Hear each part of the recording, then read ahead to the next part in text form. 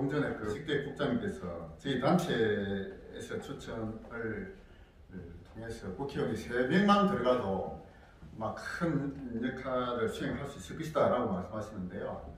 저는 3명이 목표가 아닙니다. 우리 전체가 총 40석이거든요. 현재 나중에 선거권이 어떻게 바뀔지 모르겠지만 현재의 선거 구도로 보면은 전체 40석입니다. 그 40석 중에서 저희 단체에서 1등으로 추천하는 분들이 공천을 받는 게 저는 목표가 20석 이상입니다. 20석 이상을 우리 단체에서 1등으로 추천하는 사람이 당선되는 것을 목표로 하고 있고요. 최소가 저는 10석을 보고 있습니다. 지금까지의 정치 환경에서는 과연 그것이 실현 가능할 것이냐, 아마 불가능하다고 생각하는 분도 계실 거예요. 그러나 저는 가능하다고 생각합니다. 왜 가능하느냐? 명분이 충분하기 때문이라고 보는 거죠. 이번에 김기현 대표가 국민의힘 당대표로 되면서 내세운 게 뭡니까? 상향식 공천이잖아요. 상향식 공천. 상향식 공천이라는 게 결국 우리 시민들이 가장 많이 지지한 사람을 공천하겠다 그런 것이잖아요. 그리고 그런 상향식 공천이라는 말을 하기 이전에 우리 헌법에 헌법 가치로 이미 명시되어 있는 게 있습니다. 다들 아시겠지만 대한민국 헌법 제1조 제2항 뭐라고 되어 있죠? 대한민국의 주권은 국민에게 있으면 모든 권력은 국민으로부터 나온다라고 우리 헌법에 명시되어 있어요. 그게 바로 주권 재민의 사상입니다. 자, 그런데 실제로 주권이라는 게 우리가 어떻게 발휘하고 있느냐? 현실적으로는 투표하는 것을 마치 주권 행사로 이렇게 생각하고 있죠. 투표. 모든 유권자들이 한 표씩 다 가지고 있지 않습니까? 내가 한 표씩 한 표씩 던지는 것이 그것을 통해서 정치인들을 뽑는 게 그게 주권의 행사다라고 생각하고 있죠. 저는 그것이 아니라고 생각합니다. 투표권이 아니라 공천권이죠. 공천권. 공천을 우리 시민들이 할 수 있어야 진정한 주권제는 실현한다. 이렇게 저는 생각하는 것입니다. 그러니까 당대표가 상임식 공천한다 안 한다 말하기 전에 우리 헌법 가치로 이미 주권 재민이라는 사상이 들어가 있는 것입니다. 그런데도 지금까지 그것이 현실적으로 공천권이 우리 국민에게 주어져 있었습니까? 아니잖아요. 누가 공천권을 행사했느냐? 소위 당대표를 비롯한 실권자들, 권력자들이 공천권을 지금까지 장악하고 있었습니다. 그리고 그것은 지금도 내년에 국민의힘 후보로 공천받고자 하는 모든 사람들이 다 그쪽으로 눈길을 쏟고 있는 것이 현실이지 않습니까? 당대표실이나 대통령실의 실권자들에게 어떻든 줄을 타야 그들에게 뭔가 잘 보여야 공천을 해주는 것이 지금까지의 정치 풍토였다는 것은 우리가 부인할 수 없을 것입니다. 그것을 공천권을 이제 우리 국민들이 가져오자는 겁니다. 저희 단체의 목표는 바로 그것입니다. 자, 그런데 과연 그걸 어떻게 실현할 것이냐? 명분은 충분히 있는데 과연 그것이 실현 가능할 것이냐? 이게 문제죠. 자, 제가 생각하는 것은 우리 요즘 뮤비 많이 나오잖아요. 미스터 트롯 다 뮤비 아마 보실 거로 생각합니다. 가장 노래 잘하는 사람을 뽑는 거는 누가 하죠? 이제는 우리 시민들이, 애청자들이, 방청객들이 투표로 지금 뽑고 있잖아요. 자, 마치 가장 노래 잘하는 트롯 가수를 뽑을 때, 자, 예를 들어서 나훈아가 추천했다. 뭐 누가 추천했다 해서 추천했다는 그 말만 가지고 지금까지 찍어준 거나 마찬가지잖아요. 그 사람이 정말로 노래 잘하는지를 들어보려면 노래를 들어봐야 되잖아요. 노래를 들어보고 그러니까 우리 자신은 가수보다는 훨씬 못하지만 누가 노래 잘하는지는 우리 청중이 알 수 있단 말입니다.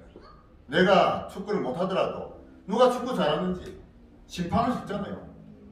이제 우리 그 정치인을 뽑는 것도 우리가 시민들이 뽑자는 겁니다. 실제로 공천은 공천권 우리가 지자. 이것이 바로 주권 재민의 사상을 실현하는 것이라고 생각합니다. 자, 그러면은 그런 명분이 있다고 보는데 과연 현실적으로 어떻게 할 거냐?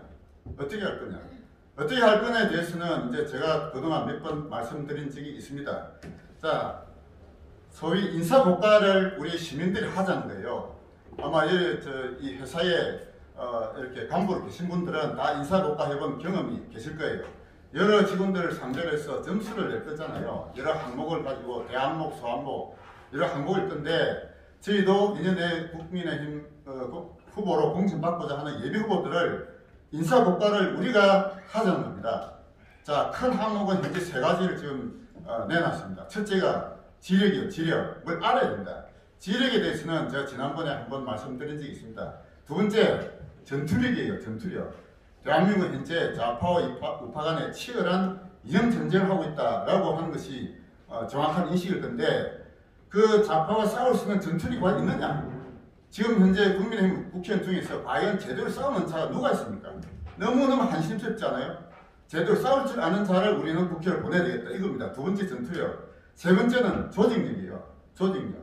혼자서 아무리 잘나고 해봐야 조직이 뒷받침되지 않으면 현실적인 힘이 없습니다. 그래서 지력과 전투력과 조직력, 이 세 가지의 진짜 진정한 실력을 갖춘 자를 우리가 시민들이 평가를 하자는 거예요.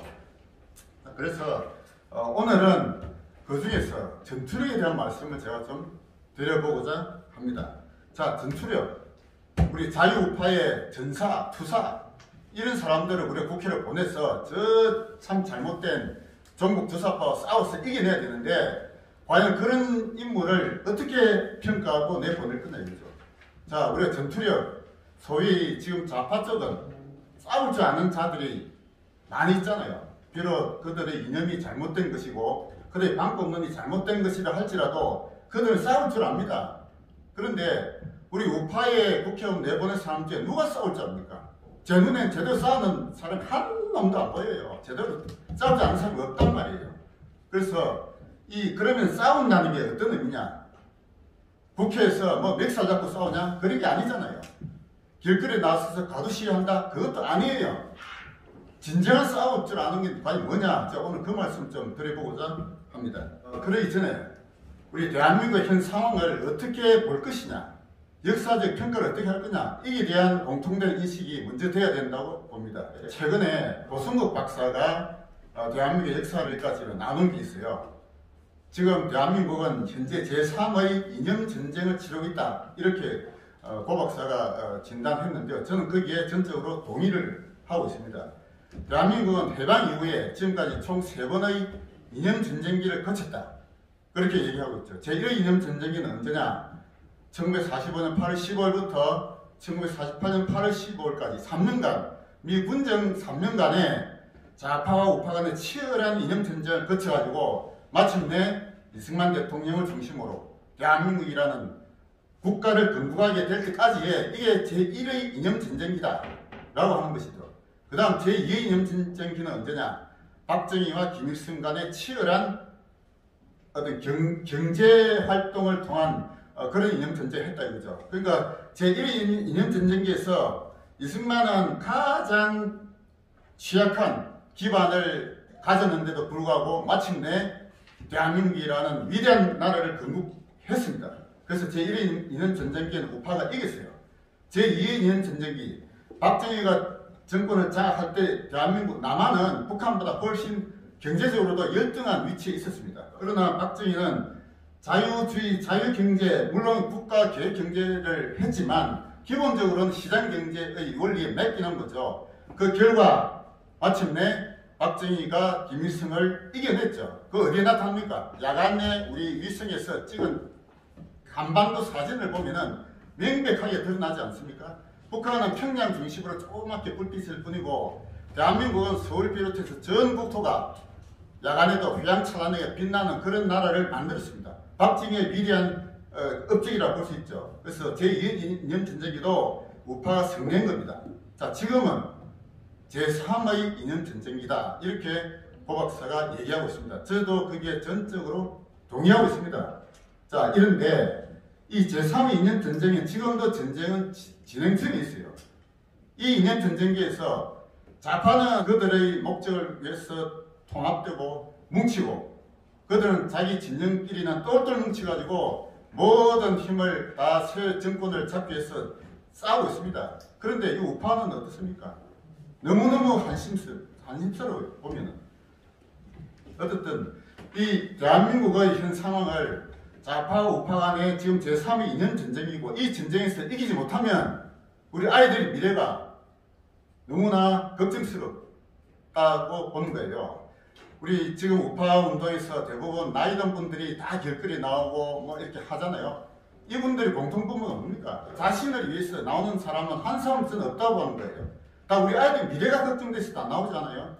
거기서 60대 이후에 70대, 80대 이분들이 왜 그런 걱정을 합니까? 이대로 가다가는 이 나라의 미래가 소위 사회주의 공산주의화 돼가지고 우리 아이들이 타고난 가능성을 모조리 잃어버리고 국가의 어떤 주도에서 노예같이 살 그런 미래가 눈에 보이기 때문에 그걸 막고자 지금까지 우리가 그런 운동을 해왔던 것입니다. 자, 그런데 이런 이념 전쟁에서 전쟁하기 위한 단계가 저는 세 단계를 지금 말씀드리고자 합니다. 첫 번째 단계는 뭐냐? 지피지기의 단계예요. 지피지기. 적과 아군, 적이 누구고 아군이 누군지 알아야 되잖아요. 그걸 제대로 아는 사람이 별로 없어요. 적이 누구냐? 소위 사회주의, 공산주의, 계획경제를 가로하는 그들이 적군입니다. 북한 정권을 뒷배경으로 하고 남한에서도 사회주의, 공산주의 하려고 하는 세력들이 엄청나게 많아요. 이들이 우리 적인 거예요. 아군은 누구냐? 우리 아이들의 미래를 걱정하는 자유우파적 가치를 가진 분들이 우리 아군이에요. 그 중간에 뭡니까? 중도파. 중도파를 어떻게 할 거냐? 이건 이제 차츰 다음에 말씀드려야 될 건데, 첫 번째 단계는 지피지기의 단계. 지라는 게 뭡니까? 배워야 되는 거예요. 지피지기면 백전불태라 했잖아요. 지피지기면 백전백승이 아니에요. 그거는 잘못된 거고, 지피지기면 백전불태라고 했습니다. 100번 싸워 위태로지 않다. 즉 지지 않을 수 있다는 거예요. 상대가 누군지 알고 내가 누군지를 알아야 싸움을 임해서 지지 않을 수 있는 것이 첫 번째 단계입니다. 지피지기 단계. 그게 첫 번째 단계인데, 사실 지피부터 먼저 해야 돼요. 지피를 먼저 해야 그 다음 순서에서 지기가 됩니다. 자, 지피, 즉 적군, 소위 사회주의 공산주의 세력이 가진 그들이 누군지도 알아야 되고 그들이 전략도 알아야 돼요. 지피지기 단계에서 첫 번째는 뭐냐? 소위 좌파의 성공 전략이 뭔지를 먼저 알아야 되고 그들의 성공 전략에서 우리가 뭘 배워야 될 건지를 또 알아야 됩니다. 좌파가 우리나라에서 성공한 전략은 저는 두 가지예요. 첫째가 통일전선 전략이라는 게 있습니다. 통일전선 전략. 두 번째가 진지전 전략이에요. 우리나라뿐만 아니고 전 세계적으로 좌파가 정권을 잡을 때 가장 먼저 내세운 전략이 바로 통일전선 전략입니다. 자기들이 힘이 약할 때는 물리치할 적군과 반대되는 모든 세력을 하나도 뭉치는 거예요. 그들의 본심을 숨기면서 통일전선을 펴면서 그들이 세력을 차츰 펴가면서 마침내 정권을 장악하는 게 통일전선 전략인데, 이 통일전선 전략은 좌파의 역사를 보면 모든 공산주의자들이 다 채택했던 전략이에요. 그 다음 중요한 전략이 진지전 전략입니다. 진지전 전략이 가장 성공한 나라가 바로 대한민국이에요. 대한민국이 경제적으로는 박정희 이후에 경제 부국을 이뤄냈지만 진지전 전략에 의해서 좌파들이 모든 진지를 다 장악했습니다. 지금도 그래요. 우리 우파가 제대로 된 진지가 있습니까? 우파에서 제대로 된 진지가 없어요.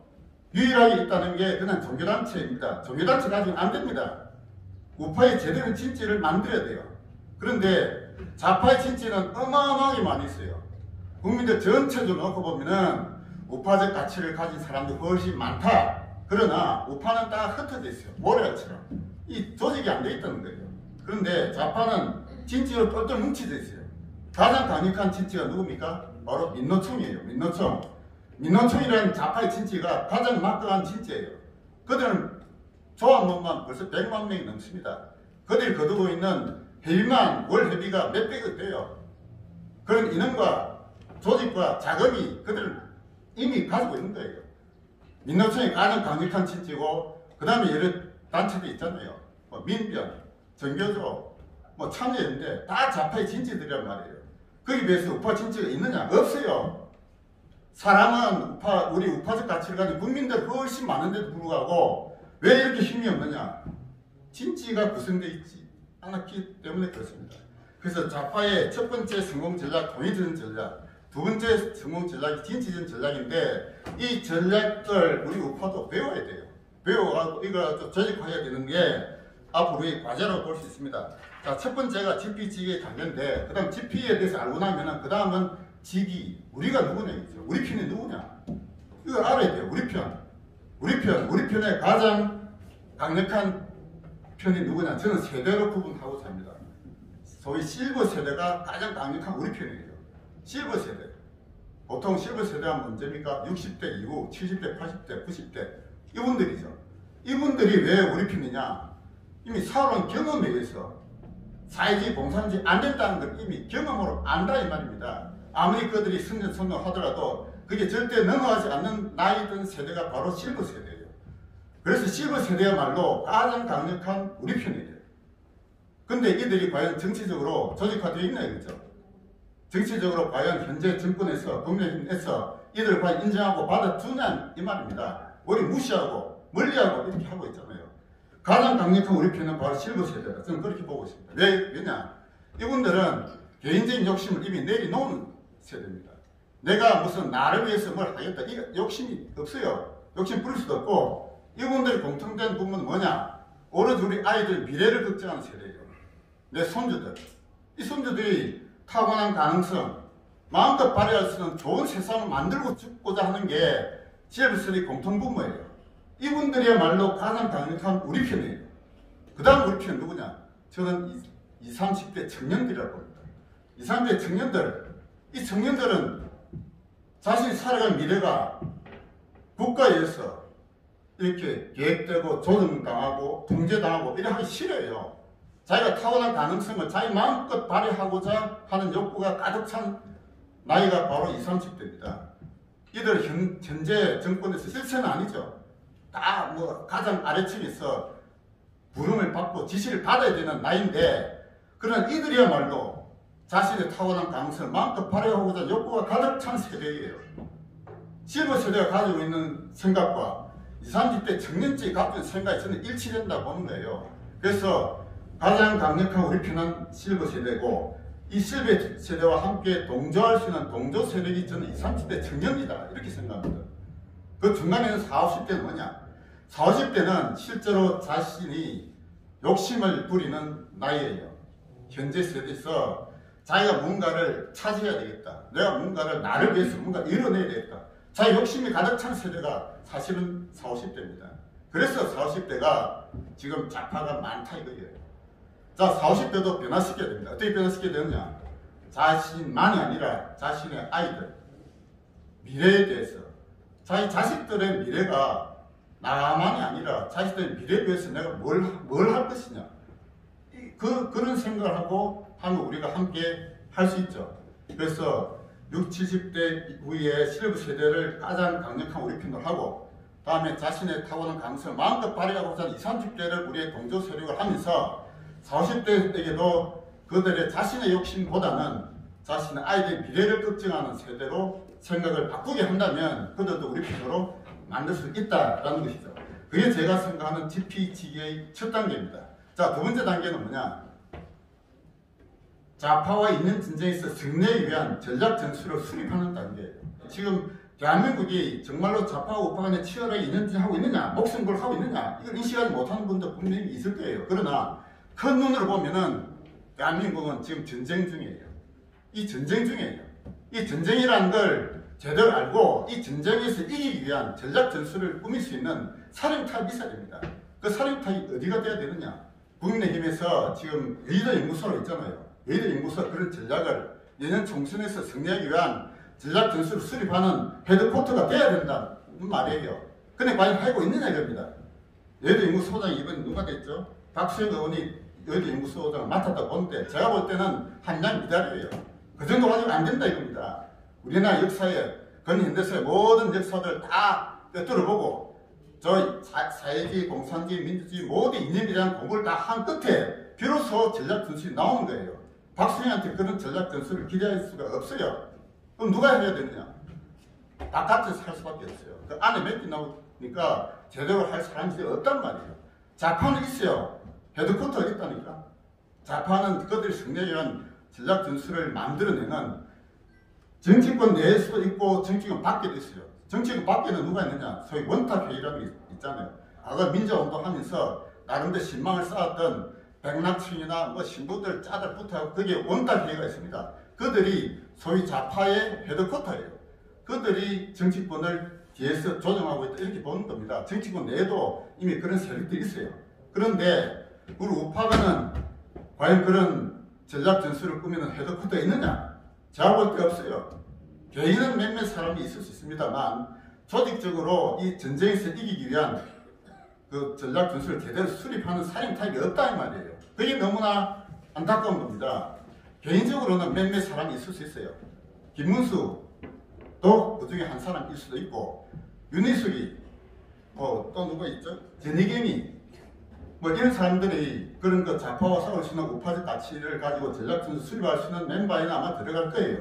그냥 그들이 조직화돼 가지고 제대로 꾸미고 있다, 그런 움직임은 제가 볼 수가 없습니다. 그래서 그들에게만 맡겨놓지 말고 바깥에서 우리가 그런 전략 전술을 꾸미는 헤드쿼터가 되어야 되겠다는 거예요.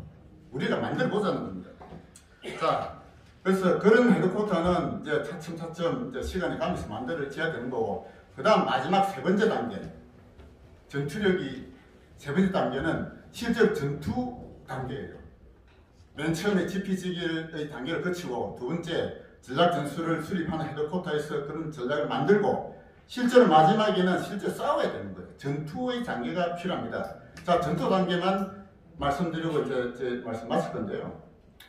전투는 두 가지가 있죠. 하나는 공중전이 있고 지상전이 있습니다. 공중전은 뭐냐? 위에서 이렇게 내리꽂는 거잖아요. 지상전은 보병이 가서 실제로 평정하는 것입니다. 미군의 그 전쟁 방식은 공중전 위에서 퍼붓는 것이 제일 그 위에 있죠. 전쟁을 실제로 하는 것은 지상전이에요. 뭐 보병이 가서 뭔가 장악해야 되잖아요. 근데 공중전도 굉장히 중요합니다. 자, 인연전에서 공중전은 뭐냐? 소위 선전전이에요. 선전전, 다른 말로 하면 성명전이라고 볼 수 있어요.